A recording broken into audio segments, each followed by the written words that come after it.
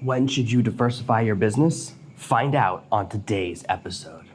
Today's episode is brought to you by Thrive Themes, blazingly fast WordPress templates and plugins built to get more traffic, more subscribers, more clients, and more customers to you. To find out how Thrive Themes can turn your blog or website into a money-making work of art, go to servenomaster.com/Thrive Themes.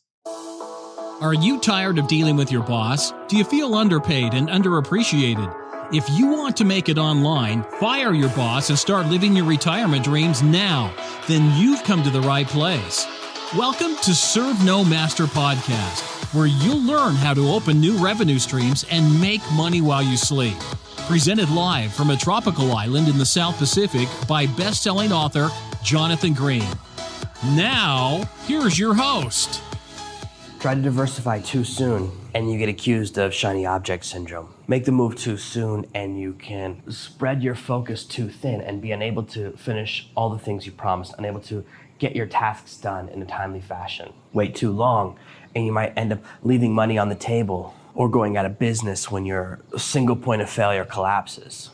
It's hard to find the correct balance between these two things. And there's a bit of a window where you'll find the best time to make these decisions. When you're working on a project, you have to stick with it until it becomes profitable. So the moment of diversification is definitely after that. If you're starting a podcast or writing your first book, until you make back your investment, until you go profit positive, you need to focus on that. This is the perfect measurement for any system. So if you bought a training course for $1,000 or $2,000 or $5,000, you have to make back that much money until you can consider it profit. If you spend $2,000 on a course, make $10 and call it profitable, that's wrong. You're not doing your math correctly. The money spent on the course counts. Earn back your investment first, then you could begin to think about how to expand correctly. When I began to succeed on Amazon about 2 or 3 years ago, I diversified into multiple pen names. Now, at the time, things were going really well, and each of those individual pen names are successful, but they require a lot of attention. It requires a great deal of my time to run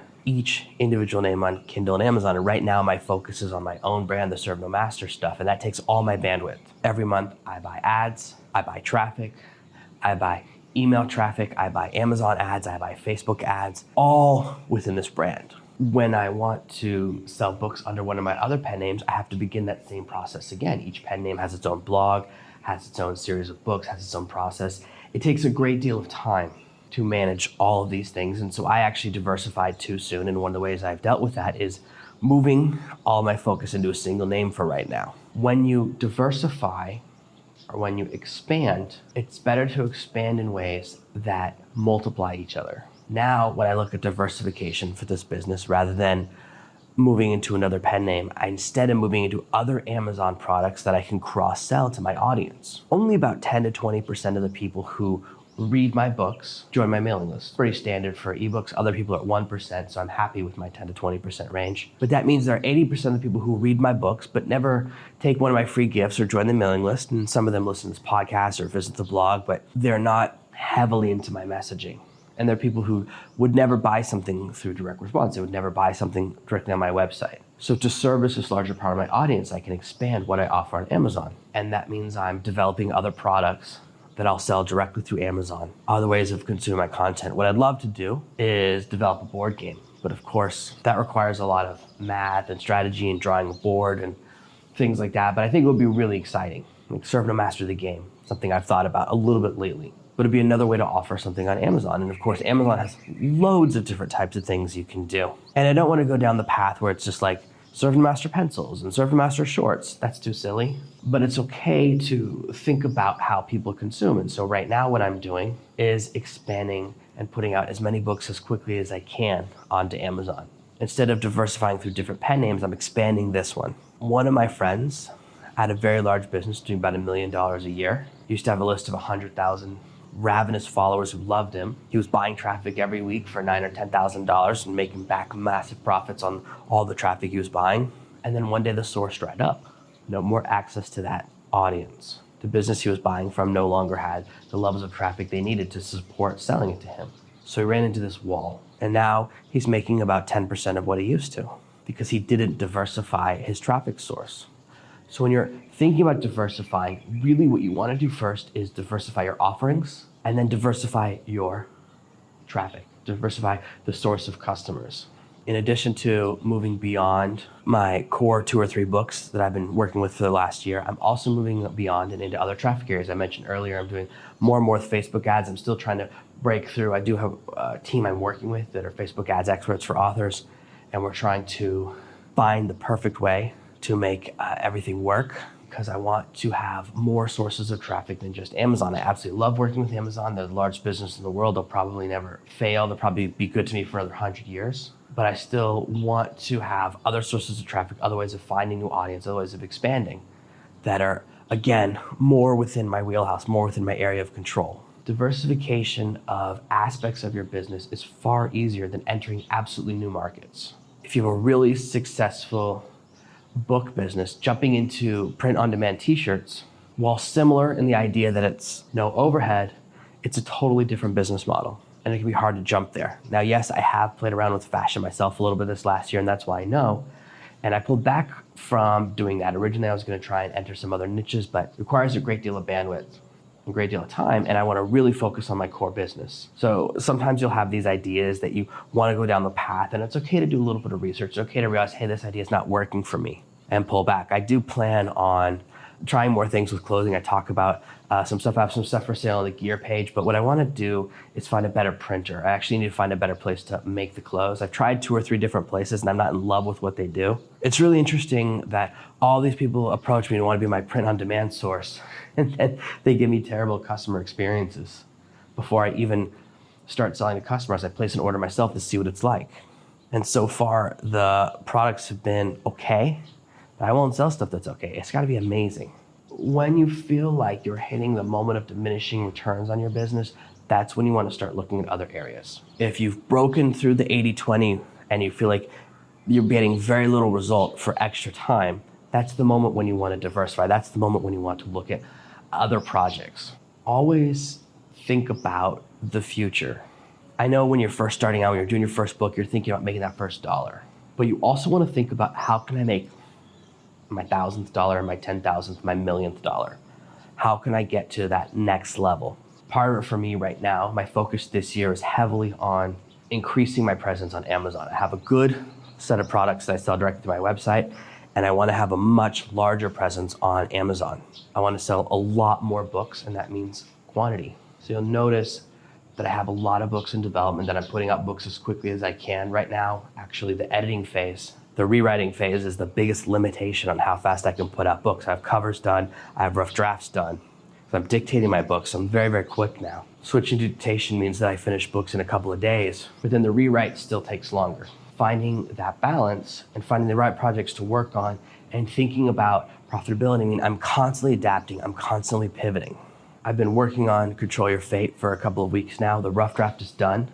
The rewrite is about 30% done, and it's quite a long book. So I realized that I should pivot and actually finish editing Influence and Persuasion, which is a much shorter book and can be done much quicker. So even as you're getting higher up the mountain, you'll see moments where you need to pivot, moments where you diversify, moments when you need to change the direction in which you're taking your projects, and that's okay.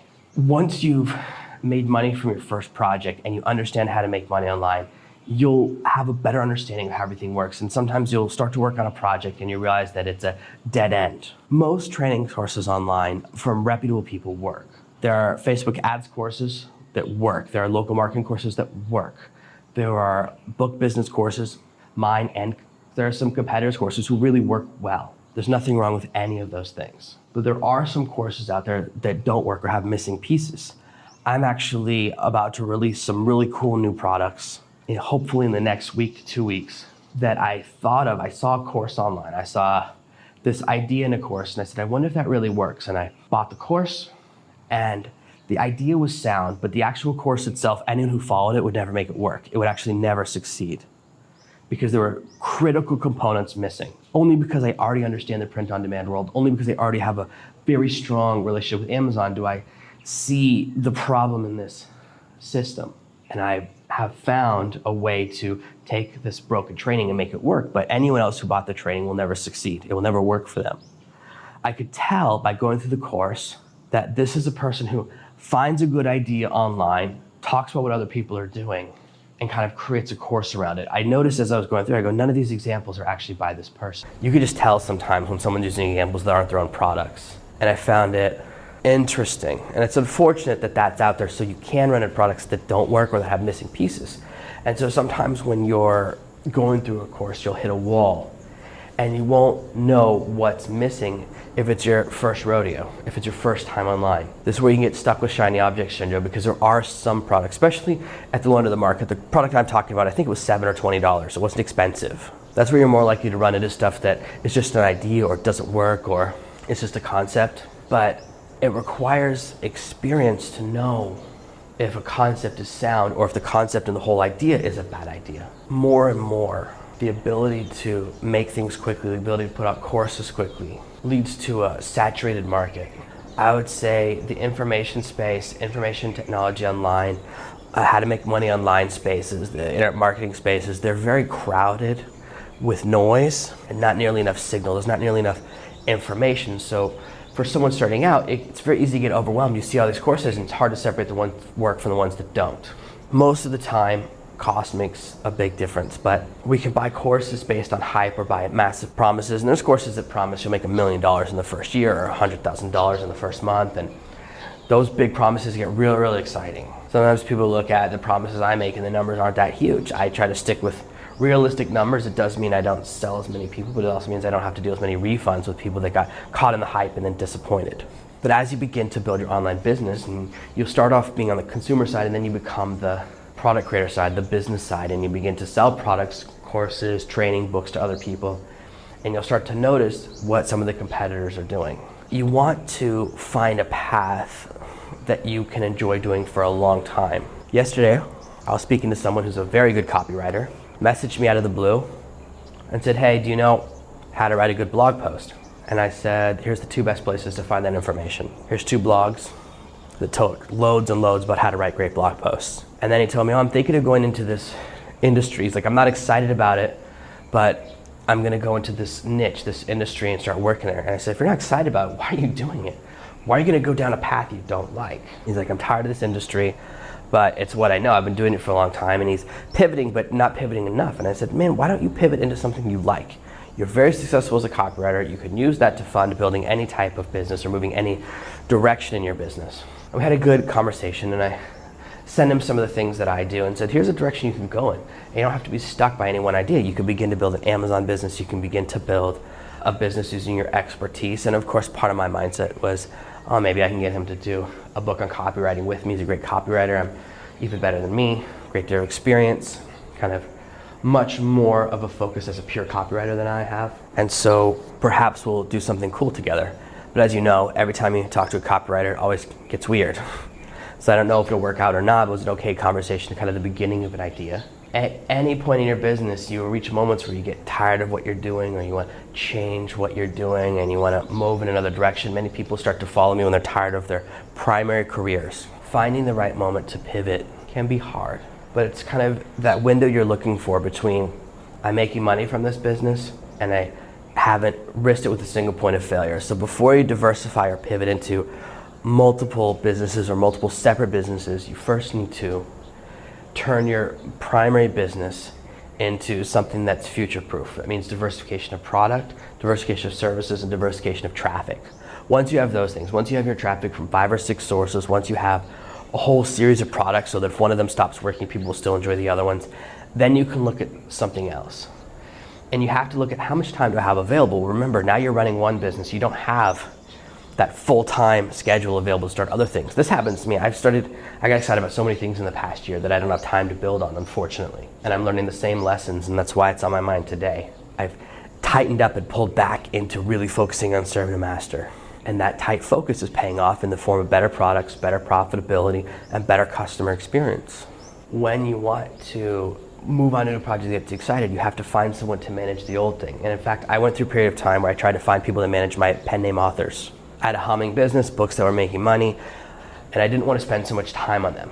And I tried several different ways to find people to manage that part of the business. I tried to find a mentor that I would take through and teach the Amazon business, and then they would run one of my pen names. I have pre-written books, I have covers done, book descriptions. All they would really have to do is kind of manage the day-to-day, manage the reviews, and track everything, keep the business humming along. Doesn't take a huge amount of bandwidth, but I don't have enough to do it.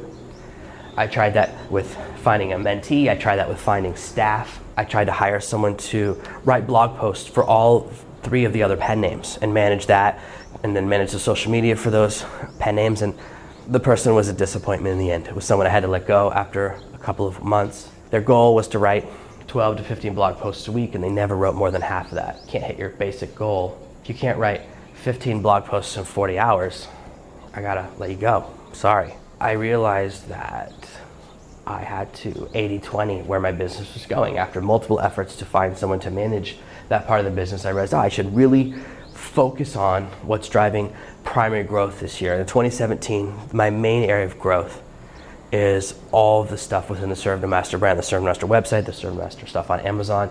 So that's really my focus this year. And in fact, this year, starting now, my primary focus is stuff within Amazon. I'm not focusing on the back end nearly as much as I was last year. I built a good website, I built a good blog, a good podcast, have good products that I'm proud of. Amazon is where I want to focus now, which is the front end. And again, I'm diversifying within Amazon so different types of people can find me. Procrastination is my first book in the shorter book series, the Habit of Success series, and I've discovered that it's quite a successful book. It's not as successful as Serve No Master, but it's getting me a different type of audience, and it's doing well, and I'm excited about that.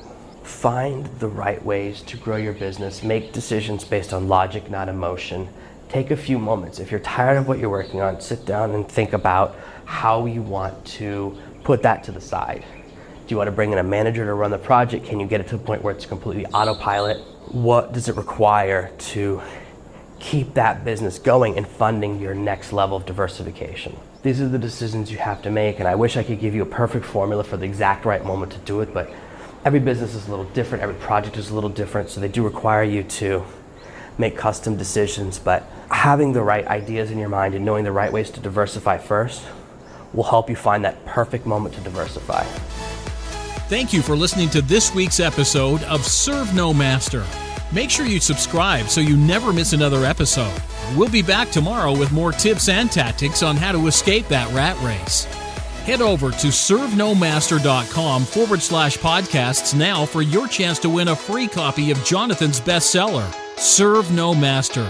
All you have to do is leave a 5-star review of this podcast. See you tomorrow. Thank you for listening to the Serve No Master podcast. Make sure to subscribe so that together we can achieve true freedom.